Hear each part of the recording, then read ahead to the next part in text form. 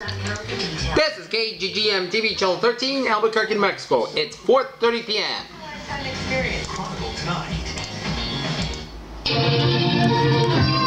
Now, from News 13. Serving New Mexico, the evening's first news with Art Lloyd Jr. Good evening, everybody, on Tuesday, July 17, 1984. I'm Peter Wiggins. Today is what's happening on News 13, the early evening report. In Big Sky, Montana, officials of officers stood watch at mountain roadblocks in Big Sky, Montana today for two men who kidnapped the top member of the U.S. women's biathlon team. Chained their train charter and killed a searcher who fled with a vow never be taken alive. Carly Swenson, 23 of Bozeman, was in stable condition in a Bozeman hospital today with a gunshot wound in her chest, for they said of Carrie Swenson.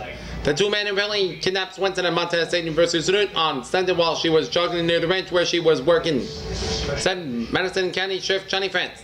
Swenson was the top U.S. finisher on the biathlon team that competed at Chamonix, France last winter in the first ever women's world championship in the sport, which combines skiing with marksmanship.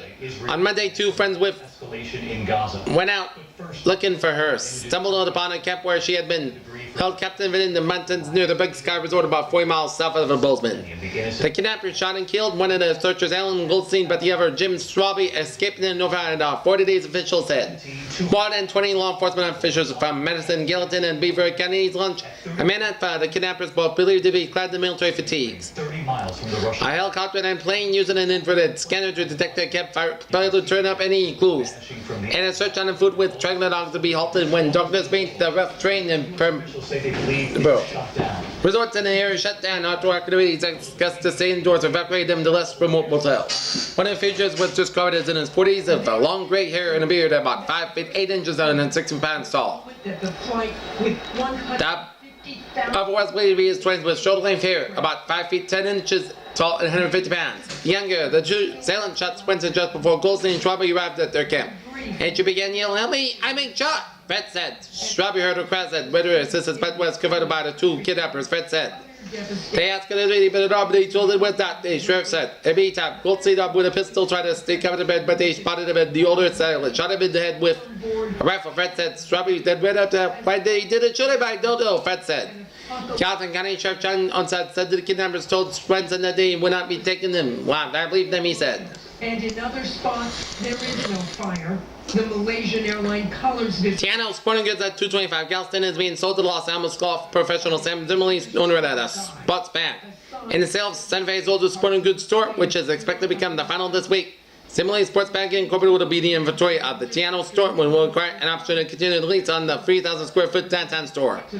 Brothers Joe, John, and Bert Tiano founded the store in the 1940s and was served city outdoorsmen, sports enthusiasts, and athletic team since Joe Tiano's son Bob and Bert Tiano's son Bert Jr. took over the store in the 1970s and operated it together until 1979. When Bert Tiano Jr. took over sole operation, Bert Tiano said Monday the store's decision to sell the store stemmed from increase in competition in the sporting goods market in Santa Fe, as well as moved to the computer business.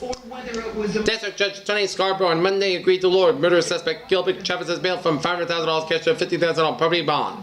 Scarborough gave no reason for his decision. It's common for judges that not have state the reasons of the record in the bond reduction hearings.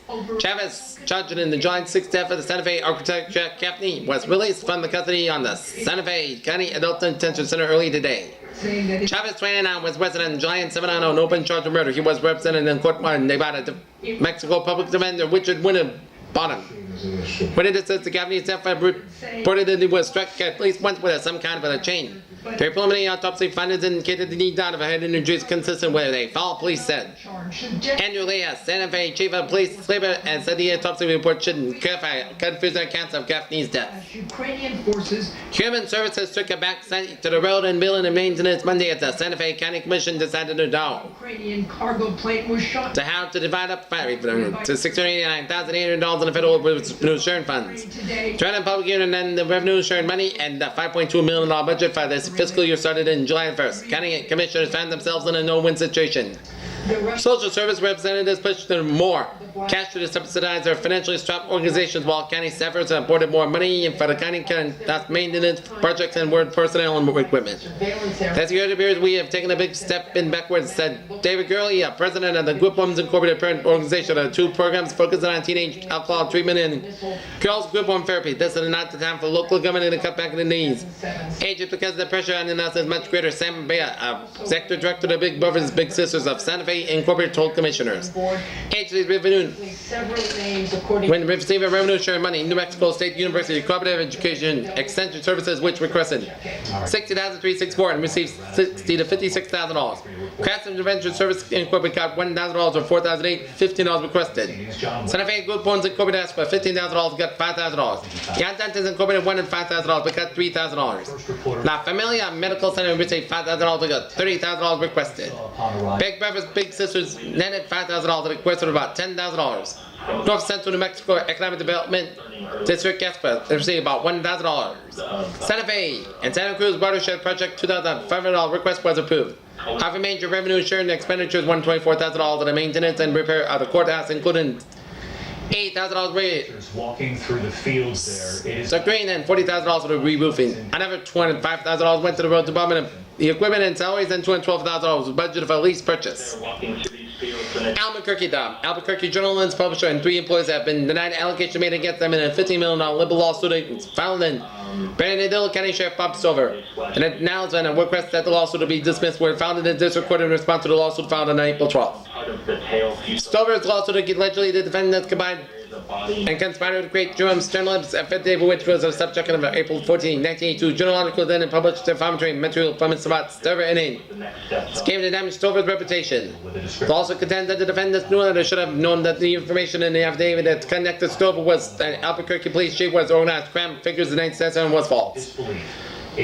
Stover was seeking about $5 million in complementary damages and $10 million in punitive damages. The lawsuit names as defendants in a junior publishing company, publisher T.H. Lang, editor Gerald Crawford, writer William Hume, Albuquerque Publishing Company, Company Security Director John Donahue, and Stern Lane. The answer found by all defendants except Stern Lane denies that there was a conspiracy to create an affidavit denying that the information was false or defamatory and denies that Stover was damaged. The answer was said that the publication was privileged, covering the information in newspapers can use without fear of being sued because it involved a judicial proceeding, consider fair and accurate reported on an official proceeding and deal with a public figure and public official. Stern Lane has not responded to the lawsuit. The affidavit was obtained by the newspaper in its events of an early little lawsuit filed by Albuquerque attorney William Machinando. That case ended in March 26 when the State Court of Appeals dismissed that Machinando's request as revealed in 1983 jury verdict in favor of the newspaper. an eyewitness describing the scene to Russian television. In the Democratic Convention A4 in San Francisco, where around the site of the crash. Files. Well, to Mondale put it as two opponents face to face. The Democratic National Convention embraced a new hero, New York's Mayor Cuomo, which the other party to his vision and the future in his vow. Democrats did it, and Democrats can do it again. Payout for Mondale's dramatic move. A personal decision along with his two rivals for the nomination could come to if the convention sidesteps a brow over the philosophical differences in its just the platform. Eight of the three candidates, Mondale, Gary Hart, and the Reverend Jesse Jackson, are to meet today to see if they can release and resolve their bosses' differences over party planks and the use of force abroad and justice and joy. It's an absolute shock. They've been through months of war, but nothing could have prepared Need jobs and peace. they saw in that field. But Monday night belonged to Cuomo, New York's governor, a new face in the national scene. Thank you. Pegged by the professionals as elected presidential contender to the future Democratic convention. Select divided the delegates by recalling the party's vision of compassionate government that honors hard work is delivery and time and revealed to the artful Republican. Minister Klimkin, I wanted to ask you about something. San Francisco, New York took New Mexico by storm Monday as the Empire State's Governor Mario Cuomo drew strong prayers from the Southwest State delegation of the Democratic National Convention. Senator Jeff Bingaman, Democrat in New Mexico, and Dale Becker said he loved it, and Vadim Pedersen, caused by the Hart delegate, said was a cast of arms. Sharon Representative Bill Richardson, Democrat in New Mexico, said the stern speech reminded the Democrats of just who they are and trying to know what they are trying to do. There was an emphasis on what the Democratic Party has lost in the last few years, and Richardson said an emphasis on the family, patriotism, and I believe there was a plan to bring this plane down. a social economic justice. We had lost that committee. For Gene Belcher of Albuquerque, who was attending his first convention as an alternate delegate, there was nothing subtle about the effect of the speech, and Mayor Cuomo put fire in his campaign. Belcher said, As Puerto Cuomo's speech would have pulled, most of New Mexicans built to said everything because of the state's diverse effort, the community of the Indians, Hispanic, Spanish, and other Europeans. I'm sorry he's not running for president as Delegate Mauricio of Lordsburg. San Francisco's fire died for 13 New Mexico delegates who support Senator Gary Hart's state campaign. The SA-11 or its derivative, the SA. Said the Hart's campaign chairman says from New Mexico. Very capable. There's no more fight, but they Hart camp still want the Hart votes, said Gene Gallagher. Said it was pretty strange to run the railroad a strange way to win a campaign. Gallagher said Monday that Hart's passive concession of nomination of Walter F. Mondale is making further amicable and unified. That were not burned landed. So very powerful, very deliberate. This couldn't have been an accident. In San Francisco, State Representative Judy Pett says the Mondale Ferraro ticket will help her general election campaign against powerful Republican Senator Pete Domenici. Pett is trying to gain national exposure by attending the National Democratic National Convention here, even though she is not a delegate. The cause has helped Mondale. SA-11 now. On Monday, when she and another Democratic Senate candidate met and then appeared at the news conference when approved. Nominee Walter Mondale and Representative Geraldine Ferraro, Mondale's chosen resume. Pratt said Monday night that Mondale and Ferraro were appointed to the promise to come to New Mexico in the last 90 to 60 days of the campaign. Pratt said that the Mondale choice of the New York Congresswoman for his running mate will help all women candidates in the general election. There's so much enthusiasm and excitement about her. She said it's a push because it is a historical movement because it will focus attention on the issues the most issues are war on. Pratt was one of the several Senate candidates who met with Mondale and Ferraro shortly after they arrived in San Francisco for the Democratic National Convention. Pratt said that the candidates discussed how the national ticket could help them and vice versa. They also talked about the issues from the Houghton states and how national policy would help them. Washington American and Soviet negotiations today approved the agreement applicant a 21-year-old crisis hotline between Washington and Moscow. The White House said the agreement was initial last by Acting Secretary of State Kenneth Tam and Victor F. Askov, the second-ranking diplomat at the Soviet embassy here, and was celebrated with champagne toast, officials said. Under the agreement, the two nations have modernized the Sol 66 waterman and a teletype circuit that will be in operation on August 3, 1963. American officials have said the teletype will be placed with high-speed printers. In news around New Mexico, Mountain Bell has asked the State Corporation Commission to license cable television companies before they can sell high-speed data transmission services. The service allows computers in government, science, business, and education to exchange information rapidly and virtually error-free. Mountain Bell is a regulated company that already provides private line high-speed service over its telephone wires. Private cable firms are experimenting with data transmission over coaxial cable, but they are not regulated by the commission, which telephone companies officers say is unfair. Albuquerque, the State Employment and Security Department said most workers are applying for unemployment and insurance benefits for last year were from the construction industry. The department report showed 61,500 construction workers, or 32% applying for unemployment and insurance benefits during fiscal in 1983. Second were white-collar workers, almost 21,000 workers classified as professionals applied for the benefits. The fierce workers taken with the benefits were closer with 1%, but the department says many agriculture workers aren't covered by unemployment insurance. The report showed that the men made up 71% of the claimants. Missing child abuse and child restraints were among the topics being discussed by the Santa Fe Forum today. Of unidentified passengers, unidentified nationalities. On proposed legislation dealing with child and youth, Tony Montarelli, the director of the governor's office of children and youth, said Monday that the state was seeking public comment on proposed legislation to submit in the 1985 legislature. Human Services Secretary John Mitchell Montarelli scheduled the public forum 1 to 3 p.m. today at the Roswell Girls Club. One proposal would create a children's trust fund to provide financing for pilot programs to combat child abuse along with pilot projects. Montarelli said. Vacancy number 2 position in a year older, the State Natural Resources Department has been filled by Catherine Tejena of Las Cruces. Tejena became Deputy Secretary effective immediately. Tejena fills the position that has been vacant by a nearly year. Brent Colton, his Deputy Secretary, was appointed Natural Resources Secretary list summoned by Governor Tony Anaya, followed by the resignation of Shirley Bill Witt. Tejena has been a royal member of the Comanche tribe, most recently has been director of the Indian Resources Development and Program at New Mexico State University. Austin, Texas officials are red-faced over one of the first $200 water use tickets issued to the City Parks and Recreation Department. The British are trying to negotiate an end to the dog strike that has forced sharp increases in food prices. This operation, the mission to bring calm and quiet back to Impact. On the sports, Greg Norman gave fair warning on the Cup. Yeah, what he always said. Norman made the statement at the Commercial Country Club in suburban Washington, D.C. a couple of months ago. He had just scored his first American triumph at frontman and never headed 5-shotted victory in the Kemper Open. This has been a very for me winning the first one in the States now across that barrier. I proved I could beat myself. That I could beat those guys. Now I have, look out, I'm gonna handle hard enough. Airbrush Australian with his actually hook nose and some bleach wider and some length off the tee promptly preceded the field that prediction and broke on a rampage of such magnitude that Tom Watson was prompted to do nuts. Right now, Norman is playing the best golf in the world. He's riding the quest of the wave. He's been considered among the favorites, probably the favorite to win the British Open.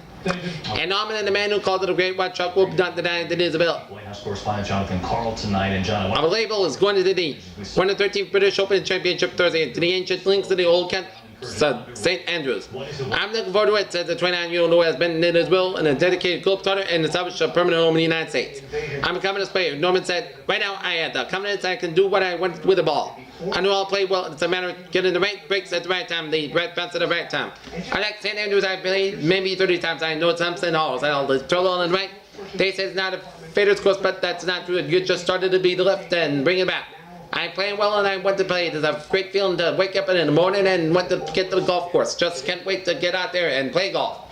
He's rested and refreshed after a 1 week break from competition in which time he is shaking the last traces of the flu which championed him during the last round in the Western Open when he lost the playoff to Watson Putt in Magic. That tournament ended a 5-week stretch in which Norman intimidated North American golf in the same spectacular fashion that he had won it earlier in the earlier years. A former Australian Open champion and the two-time winner of the World Match Play title, he led the European Tour in money winners in 1982 and won 7 titles around the world in 1983. That year he started off with 2 Australian titles and scored his American breakthrough at the Kemper. From there, he took Fuzzy Zell to a playoff before losing in the U.S. Open and recorded a 10th place finish and now landed turned back Jack Nicklaus and head-to-head confrontation for the Canadian Open title. Then the following week he went down 1-1 with Watson. Norman has official earnings for that 5-week period in which he had the hardest ended a game worth $244,200. Tonight of our breaking news coverage, disaster in the sky. The airline. The last time they staged the Olympic Games in Los Angeles, Colonel Don Hull was a frustrated young buff who had failed to make the U.S. team. So he checked his way across the country and watched the competition from the stands, winning. He could have been in the wing instead. This time Hull made a better state and less strenuous trip to the games. That's only appropriate since he's, after all, the president of the International Amateur Boxing Association. The only American head the Olympic Sports Federation. Hull managed to keep a delicate balance between the political interests of the 142 countries who make it his federation. WMC is the main requester for his job, and he has a generous supply of vet and import the commodity. Despite the Soviet-led Bogart, his ability to deal with the sports officials of other nations helped narrowly convince Cuba to send heavyweight to Philo Stevenson, then one-man team to try a record 4th gold medal. COPD makes it hard to breathe. Breaking the amount shares with Lazio Papa of Hungary. They almost went for 11, but they decided they wanted to be fair to the other world-class Cuban athletes. All said, so Stevenson will stay home along with a member of the Today I'm breathing better. potential boxing medal winners. Symbicort is for COPD. Of the top 4 rated fighters in each weight class from around the world, 25.1% will miss the games because of the boycott, Hull said. That's an impact, but it's not as much as most of the sports world. The irony is why the boycott will keep the athletes away. Officials from these countries are still coming in Los Angeles to box in the tournament. Will keep these judges and jury members from Bulgaria, Czechoslovakia, Poland, and Cuba, and Hull. It says that there will be no political hanky-panky for the decisions if we feel that the officials are I'm hanging out with my best. ironing out one way or the other on the basis of politics and geography. That he said, we just will not tolerate any of that. Well, Hull has responded well to the particular occurrences that occasionally take place in the Olympic boxing rings. There was a matter of Jamon Johnson's silver medal in 1952 and Al Robinson's gold in 1968. Chance has reached the finals at the tournament against Big Ed Sanders, an American who outweighed the Swede by about 30 pounds. Chance is not anxious to get hit by the Sanders and eventually was disqualified by the referee for non-section and then on the silver medal. Hull argued that the right was for the gold medal and what the Swede had already earned the silver will earn earlier victories. The protest fell on the defeaters, but Hull would not give up the fight. He had spent 30 years on a crusade and finally convinced that the international community that Johnson has been treated unfairly. 2 years ago, the ROC single medal ceremony and presented the boxer with a silver medal. Visit your local retailer and fail to Ernest Martinez at Santa Fe will continue in his remark will come back on August 13, 19 when he will fight in the National Junior Olympic Taekwondo Championships in Jacksonville, Florida. Martinez last year at the time was in intensive care after a motorcycle accident that That's how Chicago finds your ideal. Young Triguez Lift won the state title last week, and he was joined by his brother Sam Martinez and the New Mexico team. The boys' favorite Al Martinez is one of the coaches. Last year, however, the Martinez family, Mac was one of the gold medals at the National Junior Olympics. New Mexico won 37 medals in the competition, making the state the top medal winning the United States. Others on the New Mexico team this year are Steve Muller, David Hall, Sandra Trill, and Jeff Prim. Taekwondo is similar to kickboxing instead. And the one Al Martinez with no pattern gloves. investigations underway. This is the scene Malaysian officials confronted 4 months ago when its flight 3... Southbury, Connecticut, as a national pastime clown, Prince Al Shot entered tens of millions of fans at stadiums across the country for more than a half century. At the funeral Monday, about 2,000 people attended. Once again in the headlines. The funeral was held in a small chapel on a lazy July afternoon, the kind of day on which such zany shenanigans would rock stadiums with laughter. However, several of his close friends and relatives cried during the simple Hebrew service. Little piece of debris. There were no laughter. There were no representatives of baseball. Manning Street with the Western Connecticut town of Southbury was far removed from the ballparks than the fans whose lives shut touch. The skinny clown died quietly on Saturday at the age of 91. Shot entered Major League Baseball as a pitcher in 1919, the year the game was brought by its innocence in the 1919 Chicago World Series win against scandal the Black Sox. He spent the next 5 decades bringing smiles to the faces of children and adults with a brand of silly slapstick comedy that would be imitated in years of fall. In 1922 World Series, Shot brought a goat into the polo grounds in New York after stuffing his pockets with cabbage. He turned the goat and turned loose. He intended to taunt the goat as a bullfighter would be a bull, but the goat charged and began gnawing at Shot's pockets.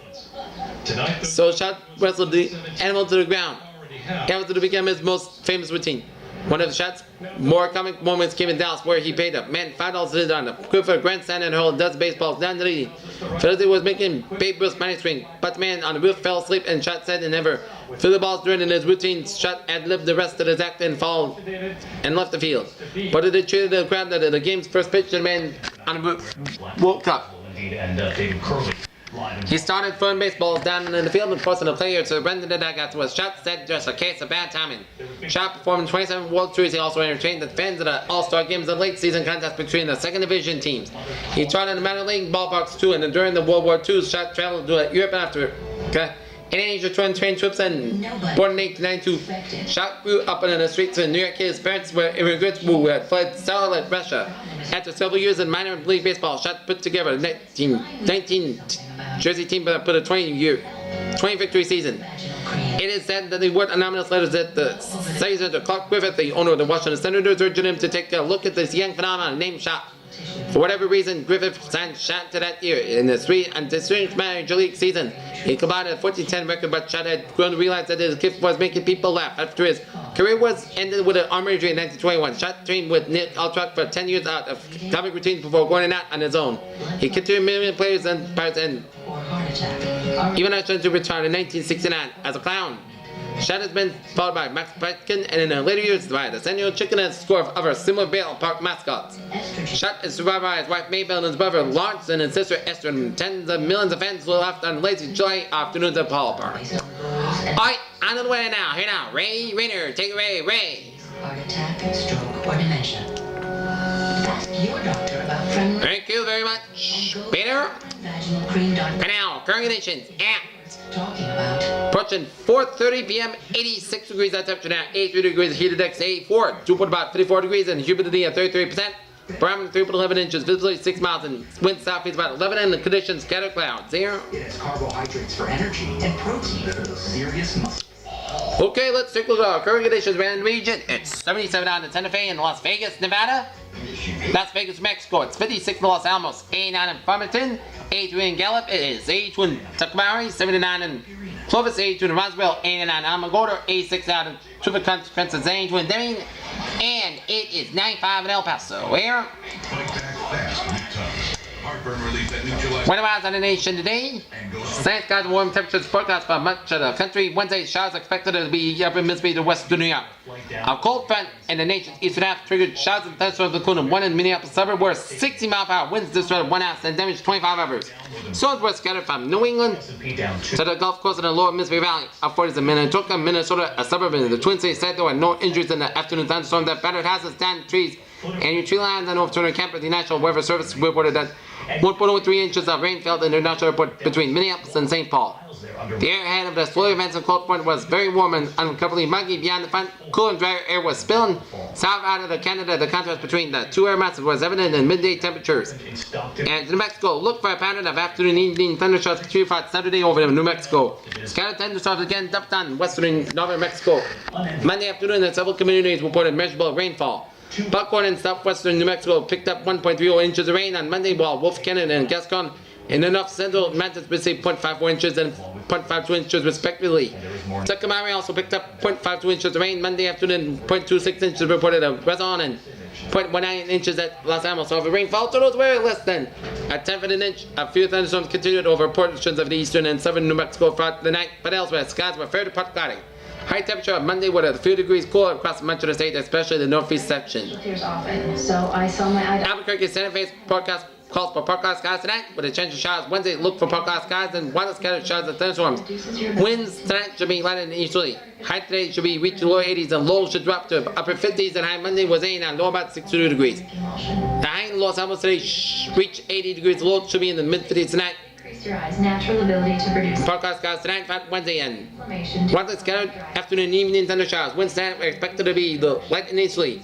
Tonight's low was 53 degrees. And Espanola today in Espanola, look for forecast skies. Stay widely scattered afternoon and evening thunder showers. Expected winds tonight should be easterly at 10 to 20 miles per hour. Tuesday's highs should be in the 90, with low in the upper 60s. Here, and sunset tonight, 8:20 p.m. Sunrise tomorrow morning, 6 o'clock exactly in the morning time. That's gonna be it for the News 13 in the early evening report on this July the 17th, 1984 at 8. Tuesday, 4:30 p.m. on P-Winds on side. Rain Raiders, have you have a good evening, and coming next on Channel 13 will be the CBS Evening News. We'll be back at 5:30. Have a good evening. Frequent heartburn.